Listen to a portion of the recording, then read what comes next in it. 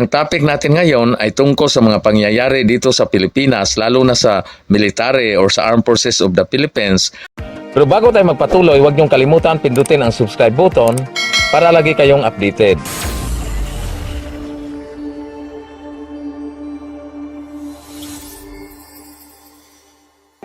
Noong nandito pa ang US military base sa Pilipinas, kasama ang tinatawag na Philippine and US Mutual Defense Treaty, ang Amerika ay naging security guarantor laban sa mga external adversary gaya ng China. Ang tinatawag na ironclad defense sa US, lalo na sa external defense, ay nakatatak na sa isip ng mga political leaders sa Pilipinas. Ang over-reliance ng Pilipinas sa US on defense security ay naging sanhi kung bakit nahirapan ang Pilipinas nang magtatag ng Self-Reliance Defense Force. Kaya nung nawala na ang presensya ng US sa Pilipinas o nung umalis na ang American Forces sa Pilipinas noong 1992, dito nakikita ang sobrang kahinaan ng external defense capability ng bansa.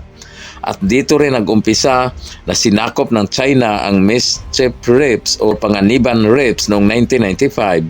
Ang Mischief Reefs ay may layong 250 kilometers west o Palawan at ito ay sakop ng Kalayaan Island, sakop ng munisipalidad ng Palawan. At noong umalis ang US military base sa Pilipinas noong 1992 ay sinakop kaagad ito ng China. Ang US lang pala ang hinintay ng China kung kailan aalis sa Pilipinas para kanilang sakupin ito ang Mischief Reef. Kaya si President Fidel Ramos na siyang naging presidente sa panahon na yon ay kanya itinutulak ang pagpasa sa Republic Act 7898 or the Armed Forces of the Philippines Modernization Act.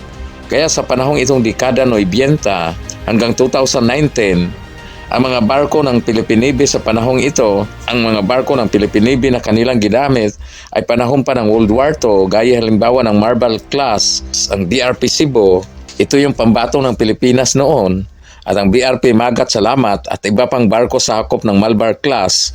Mahigit na yata ito 90 years old dahil panahon pa ito ng World War II, saka lang ito na decommission noong 2021.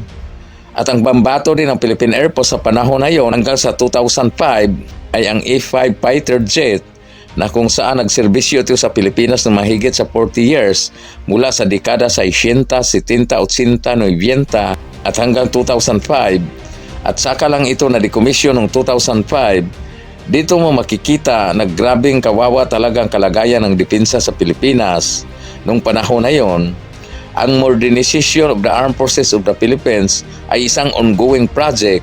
Ayon kay President Bongbong Marcos sa kanyang speech sa Singapore noong July, sabi ni BBM na under our comprehensive archipelagic defense concept, we shall develop our capacity to project our forces into areas where we must by constitution duty and by legal rights protect our interests and preserve our patrimony. Ito ay ayon kay BBM, ang Armed Forces of the Philippines na siyang magprotekta sa mamamayan at estado. Ang kanyang goal ay masecure ang sobereintiya at integridad ng bansa o teritoryo ng bansa. Kaya ngayon na tumitindi ang tensyon sa West Philippine Sea between Philippines and China at matindi pa ang pagbabanta na ginawa ng China laban sa Pilipinas. Dapat kailangan mapabilis ang implementasyon ng mga programa at proyekto ng Armed Forces of the Philippines Modernization Program. Kaso lang maraming problema na naging hadlang ng Armed Forces of the Philippines Modernization Program. Isa nito ay ang ilang mga senador at congressman ay binawasan ang budget ng Armed Forces of the Philippines. Binabawasan ito ng 10 billion. Mabuti na lang na ibalik sa tulong ni Senator Ejercito.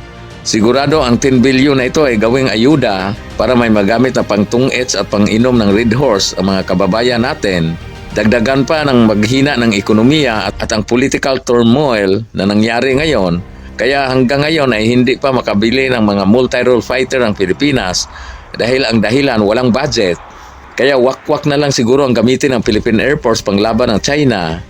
At ang isa pang problema ay ang korupsyon sa military. Ayon sa report ng Philippine Center of Investigative Journalism, noong 2011 ay mayroong 3 parts of series of corruption ang Armed Forces of the Philippines at napakahirap ang ireporma ang military. Ang korupsyon ng Armed Forces of the Philippines ay nag-umpisa sa itaas at ang mga biktima nito ay ang mga mababa ang ranggo at ang mga Pilipino taxpayer. Kaya ayon kay late Senator Miriam Defensor Santiago, kanyang tinatawag ang Armed Forces of the Philippines na predators of the people and the state. Ayon sa report na sa panahon ni President Noynoy Aquino, ang ilang mga top defense military leaders ay inakusa na kanilang nire-reject ang pagbili ng mga armas na gagamitin sana laban sa China at kanilang pinapaboran ang pagbili ng mga helmets, mga night vision goggles, mga body armor para gamitin laban sa mga terorista at NPA. At sa panahon naman ni President Duterte ay pinakaialaman ang pag-supply ng CMS o Combat Management System na bibilhin sana ng ating gobyerno na kung saan nasangkot si Secretary Bungo na ngayon ay Senador Bungo na at nagkaroon pa nga ito ng Senate inquiry pero wala namang nangyari. At kahit anumang governance reforms ang ginawa ng marami pa rin mga government institution ay madali itong maimpluwensyahan ng mga kapangyarihang leaders o mga politiko na may mga vested interest.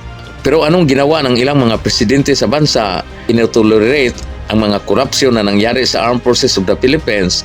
Mayroon silang mga kaibigan at mga associates at ang ilan sa kanila ay sangkot sa questionable or kadudadudang kontrata sa military. Umpisa noong 2086, ang vested political interest kaugnay sa Armed Forces of the Philippines project gaya ng acquisition of aircraft, boats, munition and vehicles at communication equipments ay mayroon niyang mga kickbacks at doon sila kumikita. At ito ang delikado, ang mga operational at logistical decision kung paano gagastusin ang pera ay dapat nakatuon sana ang pera na ito para ma-improve at mapalakas or capability ng Armed Forces of the Philippines para maprotektahan ang teritoryo sa ating bansa, lalo na ang mga maritime territory ng Pilipinas sa West Philippine Sea. Kahit gaano pa kahaba ang procurement process, dapat hindi ito lumihis sa kanyang layunin.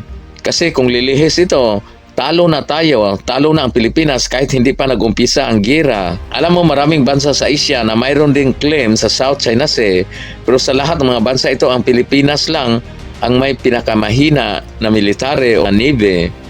Kaya hindi nirespeto ang Pilipinas sa mga bansang ito. Kaya ang nangyari ngayon sa Pilipinas ay minsan ay nahambing between David ang Goliath, ang China ang Goliath at ang Pilipinas naman si David. At sabi ng ilan, talunin daw ni David si Goliath. Sa Bible yon, sa Old Testament. Pero itong nangyari ngayon sa West Philippine Sea, ang Pilipinas ay hindi pwedeng hanggang David lang.